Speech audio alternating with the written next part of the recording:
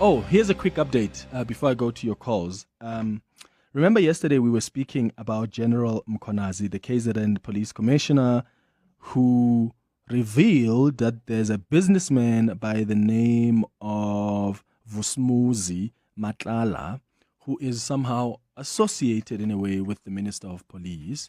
And what he was claiming is that these people, this man, by the way, I think he's appearing in court this coming Friday, has been arrested.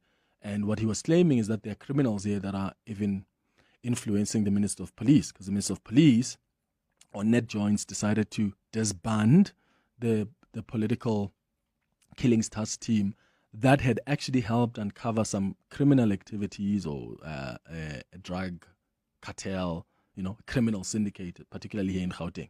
Anyway, the man who is a businessman who apparently was linked to the Minister of Police, Senzo Mchunu, turns out he's linked also to Bheki Cele, the former Minister of Police. News 24 is running an article this morning about this businessman, Vusmuzi Ket Matlala, who received, remember, this is a businessman who received that 360 million rand police tender, which was probably adjudicated during Bheki Cele's time, but then it was accepted and approved during Senzo Mchunu's time.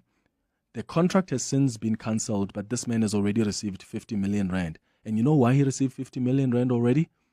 Because even when there was an internal audit committee that said to the National Police Commissioner, something is wrong with this contract, the National Police Commissioner waited over 100 days before he could act.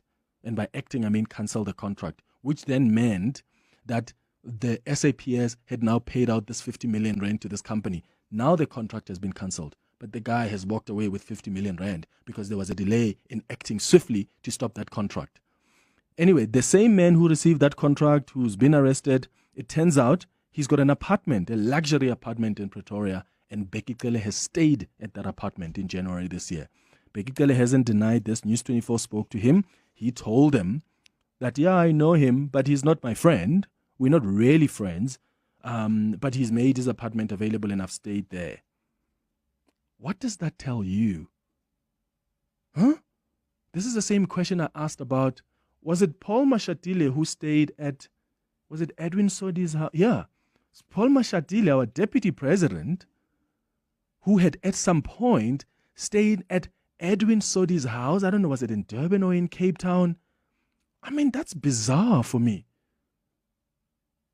And at some point, I think that the house that he had stayed at in Cape Town or Durban